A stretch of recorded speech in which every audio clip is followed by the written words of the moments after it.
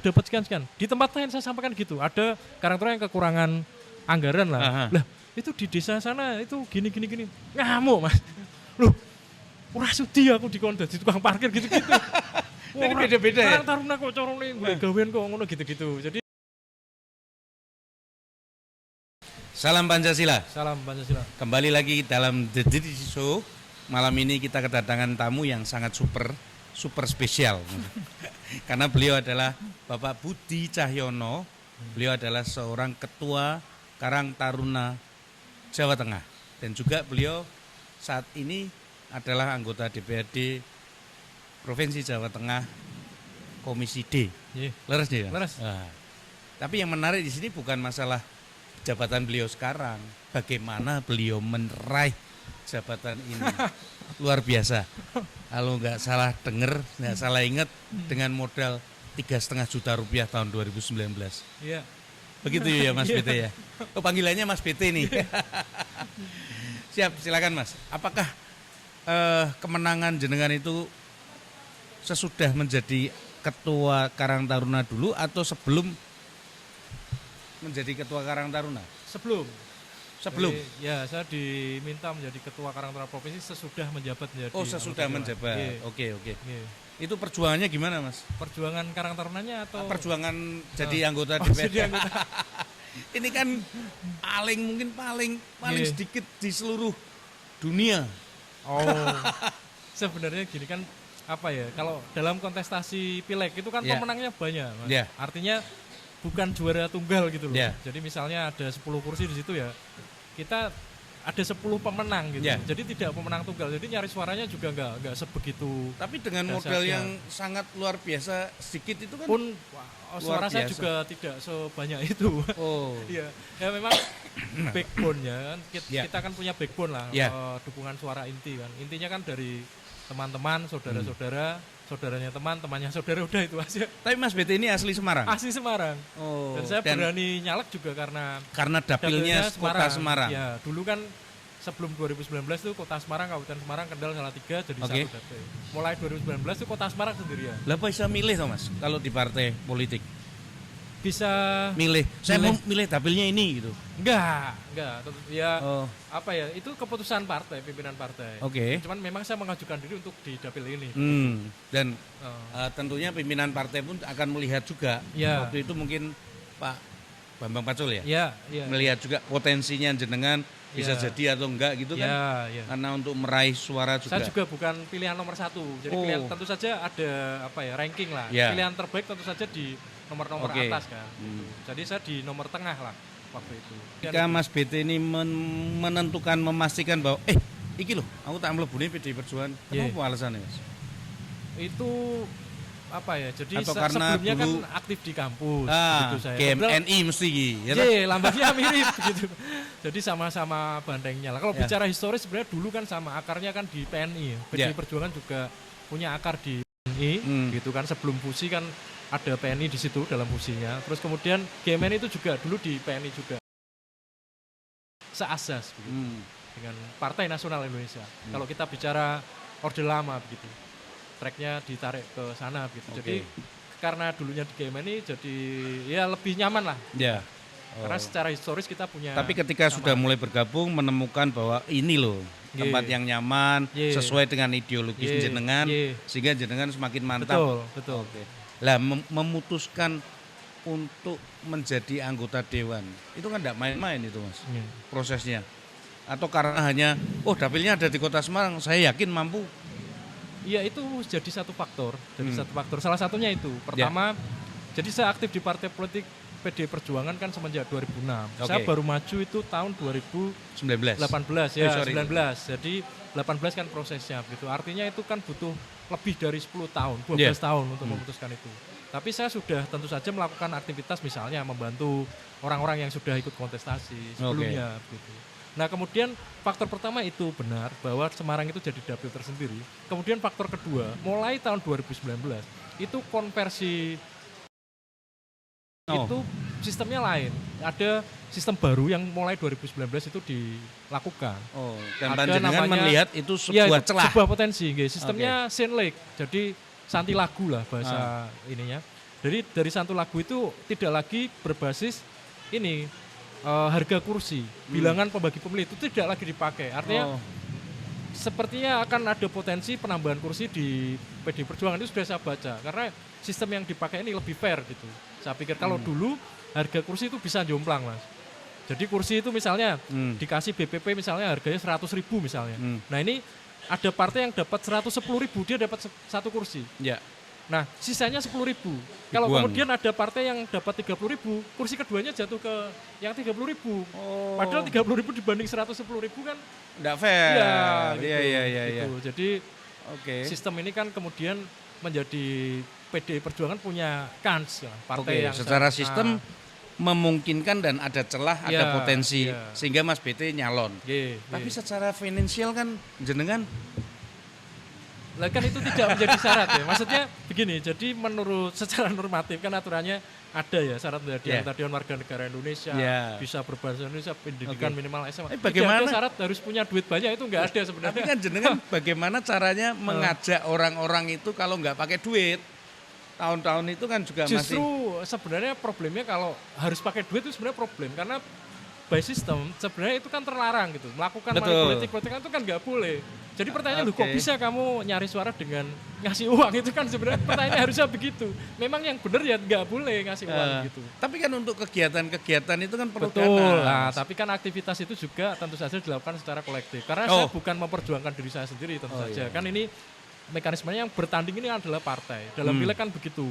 Nah waktu itu peran saya di dalam partai, itu kan saya ikut Badan Saksi Pemilu Nasional, Mas. Jadi saya memperkuat barisan saksi begitu saja. Melakukan pelatihan, melakukan apa gitu. Saya diberikan wawasan, pengetahuan, pemahaman yang cukup lah untuk melakukan itu. Setelah menjadi anggota DPR, DPRD Provinsi, kemudian jenengan mengambil posisi sebagai Ketua Karang Taruna. Itu mengambil atau dipilih? Lebih ke apa ya? Ditunjuk.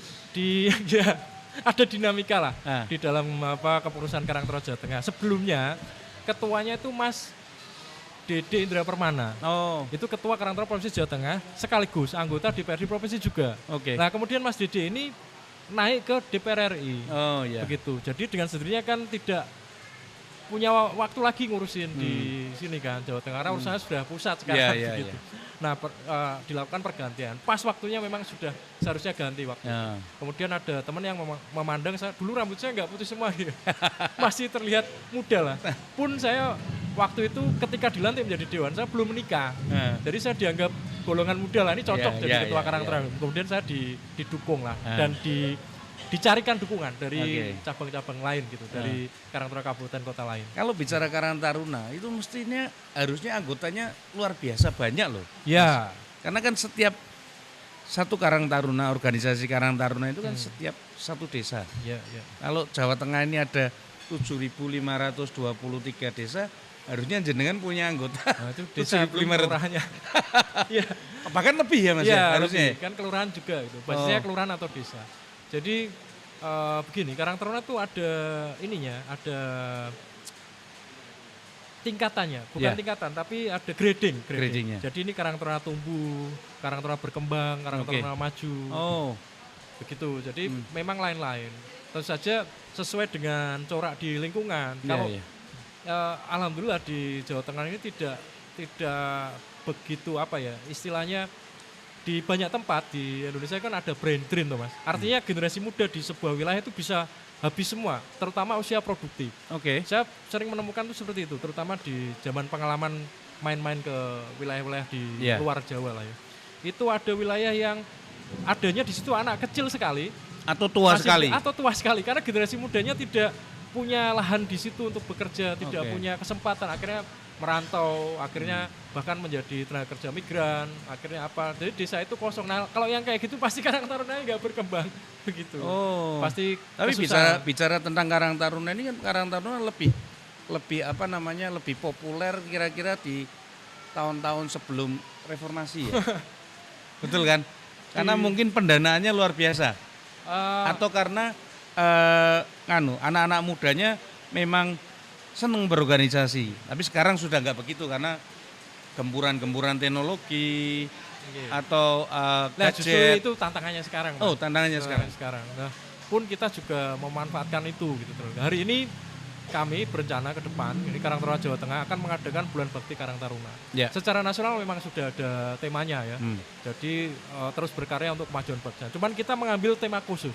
Ini hari ini kita sedang menyimak beberapa kali terjadi tragedi, Mas. Jadi di Paragon itu ada perempuan muda. Iya. Itu memutuskan untuk mengakhiri hidupnya dengan melompat dari lantai berapa. Kemudian sebelum itu hari yang lumayan dekat ditemukan di kos-kosan di Tembalang, perempuan juga. Terus di hari-hari terakhir ini di Universitas Erlangga di UNER, Fakultas Kedokteran. Nah, ini yang bunuh diri itu ya pakai di mobil, pakai helium. Oke. Nah, ini kemudian kita menyadari ini Karang Taruna ini harus hadir. Kalau seperti ini terjadi, kita merasa ikut bersalah atas kondisi itu. Ya, karena mereka-mereka yang muda ini harusnya ada di dalam barisan kita. Oke. Nah, akhirnya besok ini kita mengambil tema penguatan peran perempuan dalam pengentasan permasalahan kesejahteraan sosial. Nah, kita akan mengumpulkan 1.000 anak perempuan. Yang anak muda dan khusus perempuan. Oke. Nah, kita akan berusaha menularkan semangat untuk bisa terus menjalani kehidupan dengan ini. Hari ini dengan media sosial, dengan teknologi lah, itu kan kecenderungannya orang hidup sendiri-sendiri gitu. Betul. Individualistik. Dan ini justru rentan kalau kita mengambil keputusan-keputusan penting sendirian, sementara kita belum punya bekal cukup untuk mengambil keputusan, risikonya akan seperti itu. Nah, ini akan berusaha kita intervensi begitu, generasi muda kita supaya lebih kuat lagi, lebih tangguh lagi. Generasi Z itu kan sering dituduh sebagai generasi paling rapuh gitu kan. Ada yang mengistilahkan generasi strawberry begitu. Mental healingnya lemah. Dituduh seperti itu. Nah, ini kita coba, kalau memang lemah kita perkuat begitu. Secara kolektif. Terus cara perumusannya bagaimana Mas? Dengan melakukan apa? Ini dengan fakta itu ada 2 kejadian itu. Sementara Kota Semarang sendiri dipimpin oleh perempuan. Artinya kan perempuan sebenarnya bisa. Gitu. Betul. Nah, kita akan menghadirkan Bu Ita di situ. Kemudian ada di DPD RI, ada perempuan juga yang mewakili di situ. Mbak Kasita Ariwikatmandu akan kita hadirkan. Kita sebenarnya berusaha menghadirkan Ibu Ana Avanti untuk memperkuat juga. Tapi beliau berhalangan, kemudian ada Mbak Syahnas. Kapan itu acaranya? Itu tanggal 18 di Sampokong. November ini? November ini. Oke. Di Sampokong, ya. Nanti akan ada one day dialog. seminar istilahnya? Bukan seminar sih, ya talk show lah. Oh, talk show. Tapi kita khususkan yang ngurusi acara ini, saya menunjuk perempuan-perempuan.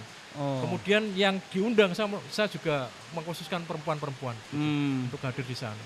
Tentu saja kita tahu lah forum-forum seperti ini sudah banyak ditawarkan dan seringkali sepi peminat. Jadi kita berikan insentif untuk yang hadir, ada door prize-nya. Dapat motor gitu. Saya dengan Mbak Kasita bekerja sama untuk bisa forum ini sebaik mungkin. Mbak Kasita itu yang DPD itu ya? Ya, DPD RI. Gitu. Kalau untuk anak-anak muda memang perlu dikasih masuk pendidikan lah. Pendidikan supaya mereka bisa memahami lebih arti kehidupan ini. Apakah menurut Mas BT, agama bisa menjadi salah satu cara? Ada salah satu kan kalau orang bilang kan ageman, jadi untuk pegangan hidup mereka. Saya merasa tidak begitu kompeten gitu menjawab pertanyaan ini. Gitu. Ngomong ke kejawen bukan terlalu orang yang terlalu religius. Itu ada istri saya yang sering mengeluh gitu karena saya tidak pernah mau gitu diajak kemana-mana. Gitu. Tapi berarti jenengan kejawen iki. Bukan. Jawen yo rawan ya ngrokok-ngrokok. Tekoni agama malah ngene udut ta. Tekoni agama langsung udut. Ya berarti kan kejawen.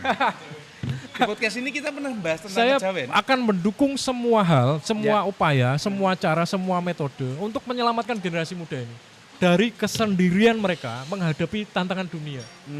Gitu. Saya akan mendukung semuanya. Mau agama, mau jalur-jalur yang lain, saya akan mendukung itu. Ya, kalau kita bicara tentang mental health, kita bicara tentang spiritualitas. Artinya sesuatu yang bentuknya sangat abstrak.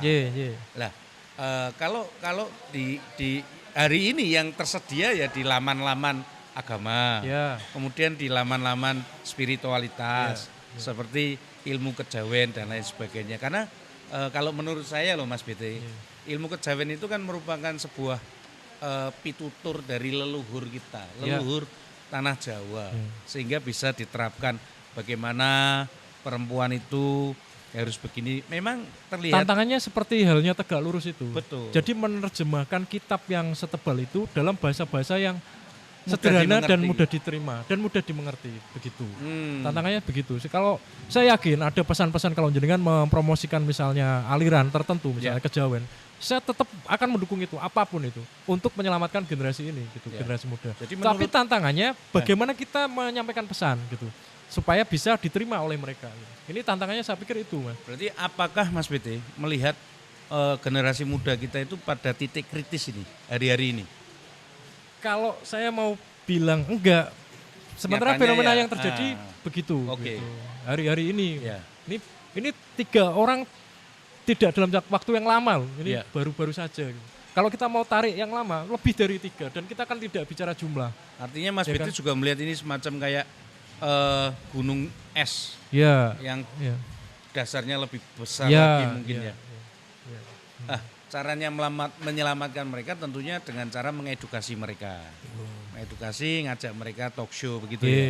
iya. Salah satunya begitu. Minimal Mas Budi. wacana ini menjadi mencuat, wacana ini menjadi apa ya, dibicarakan oleh kawan-kawan. Kalau gitu. dulu itu kan setiap Karang Taruna kan mesti ada kegiatan. Orang Iya. ketang kegiatan bersih-bersih kampung Iya, iya, gitu. iya. Orang ketang kegiatan apa lucu-lucuan gitu di kampungnya Outbound masing-masing. atau apa Iya toh? gitu. Nggih, nggih. Sekarang kok nggak terdengar ya? Apa karena nggak ada Ya dananya? karena Mas? jenengan sudah sepuh, sudah bukan yang Karang Taruna. Yang denger yang Karang Taruna gitu. Enggak, di Semarang cukup maju saya pikir. Cukup maju. Cukup maju. Ini apa menarik ya. Jadi karena saya memimpin Jawa Tengah, ini Ya. sering dapat sambutan, sering dapat sindiran, sering dapat hujatan banyak gitu. Saya pernah ini saya nggak sebut wilayahnya, Ya, ya. di sebuah wilayah itu terbiasa Karang Taruna itu ngurusi kegiatan-kegiatan desa. Sampai misalnya ada acara pasar murah atau ada acara pasar malam atau apa, Karang Pasti Taruna terlibat. terlibat. Nah, saya pernah disampaikan, Mas, kita ngurusi parkirnya. Itu lumayan loh, Mas, parkirnya. iya. Itu dapat sekian-sekian. Di tempat lain saya sampaikan gitu. Ada Karang Taruna yang kekurangan anggaran lah. Aha. Lah, itu di desa sana itu gini. Ngamuk, Mas. Loh, ora sudi aku dikon dadi tukang parkir gitu-gitu. Jadi beda-beda ya? Karang Taruna kok corone golek gawean kok ngono gitu-gitu. Jadi ini kebinekaan lah. Iya, Banyak iya. sekali pandangan Ragamnya ragam. banyak. Iya, jadi pendekatannya jadi lain-lain gitu. Oh. Jadi di sini saya begini, di sana saya begitu. Di sini saya ngobrol ini, di sana saya ngobrol itu. Gitu. Cuma di apa yang puncak-puncak saja yang di setiap wilayah itu terjadi itu yang kemudian saya bisa bicara di semuanya begitu. Oh. Oke. Nah, kalau ini kan fenomena umum gitu. Kalau Iya. bicara tentang tuduhan rapuhnya generasi ini gitu, generasi Z gitu kan umum. Jadi kita berikan treatmentnya untuk semuanya gitu. Oke. Gitu. Jadi untuk Karang Taruna Jawa Tengah sendiri pernah nggak sih Mas BT mengadakan sebuah penelitian atau survei lah? Iya. Ini kan lagi keren nih survei ini. Survei lah apa tadi kan Mas BT juga pernah menyinggung bahwa ada Karang Taruna itu ada grade-nya, Iya, ada iya. yang bertumbuh, Iya. ada yang stagnan dan ada yang iya. berkembang dan Iya. lain sebagainya Iya. itu. Apakah dengan dipetakan seperti itu sehingga Mas BT bisa membuat kebijakan, oh ini Karang Taruna ini butuh iki. Ya, Walaupun beragam loh ya, ya, masing-masing daerah beda loh. benar. Sebenarnya kita Karang Taruna itu bukan organisasi yang otonom gitu, Oh. berdiri sendiri. Tapi kita itu di bawah binaan Kementerian Sosial. Nah, jadi kita payung hukumnya itu ya Kemensos. Selain tentu saja ada apa ya? Bukan masuk ke Dinas Pemuda dan Olahraga. Bukan. Oh, enggak Bukan. masuk Yang ke di sana situ? ya KNPI. Tapi ini kan problem yang sama. Semua mengalami. Nggak Oke. peduli itu Karang Taruna atau KNPI. Kita kerja bareng sekarang untuk permasalahan yang barusan saya ceritakan tadi. Oh, Gitu. Jadi oke. besok itu yang punya acara DPD KNPI Jawa Tengah dan Dan Karang Karang Taruna Taruna. Provinsi Jawa Tengah. Oke. Gitu. Oke Mas BT, tadi dalam perjalanan ini dengan tadi kita membahas tentang masalah Karang Taruna, mental health, anak-anak muda sekarang, Gen Z ini rapuh secara mental. Ada pesan Mas buat Mas Ganjar? Mas Ganjar sadar betul akan problem ini. Mas Ganjar bicara tentang ini. Jadi tidak melulu bicara kesehatan fisik, Fisik, tapi juga kesehatan kesehatan jiwa. mental. Nah ini saya pikir itu sinyal yang bagus. Gitu. Ini membuktikan kalau beliau ini paham ada di situasi apa. Gitu. Bangsa ini sedang ada di mana. Ya. Saya pikir begitu. Jadi Karena ke depan pun kan hmm, apapun mereka itu adalah calon-calon penerus kita. ya, Kalau kita wis ya. ubanan gini. Betul, betul. Kalau Mas Ganjar sampai sininya udah putih semua. Iya. Berarti apakah ada treatment khusus ataukah jenengan nanti juga berharap Mas Ganjar untuk Karang Taruna se-Indonesia ini diaktifkan lagi atau bagaimana, Mas? Kalau diaktifkan lagi seolah-olah yang sekarang ada ini udah aktif lah. Dapatnya itu tadi lagi hujatan lagi. Enggak, bukan. Artinya ya Maksudnya lebih digairahkan lagi. ya, jadi ada porsi lah khusus itu. Kalau memang serius kita menghadapi 2045 katanya bonus demografi apa segala macam ya, tentu saja untuk orang muda itu akan lebih banyak program, akan Ya. lebih banyak perhatian, akan dan lain sebagainya. Dan disadari kondisi orang muda sekarang ini bukan seperti misalnya Mas Ganjar waktu muda, itu udah beda. Udah beda. Jadi kita jangan mencemooh misalnya lu ki cah kuwi kok neng dindi gawe konten dulu, TikTok apa segala macam lah. Ternyata itu bisa dimonetize misalnya atau sebaliknya kita dulu pas muda gitu nggak pernah main atau memang nggak ada barangnya, memang nggak ada baru barangnya, ada gitu, sekarang ya, gitu ya, kan ya, kita ya. juga tidak teruji kalau kita muda di zaman ini apa yang kita lakukan. Kalau sekarang saya nggak terlalu getol urusan medsos karena ya udah punya istri, udah punya anak kan urusannya banyak. Tapi kalau orang-orang muda itu kan sedang menikmati kemewahan itu gitu. Oh. Dia punya waktu untuk dirinya sendiri gitu, lebih banyak mengeksplorasi dan lain sebagainya. Gitu. Oke, baik Mas Pite, Ye. Mas Budi, terima kasih atas paparan dan harapan-harapan yang sudah dikemukakan. Siap. Semoga Mas Ganjar Amin. jadi Presiden RI 2024 dan mendengarkan apa yang ada di kondisi masyarakat kita khususnya anak-anak muda Generasi karena muda, mereka ya. adalah penerus Ye. bangsa ini. Ye. Oke, terima kasih. Selamat malam Mas Budi. Salam Pancasila. Salam Pancasila.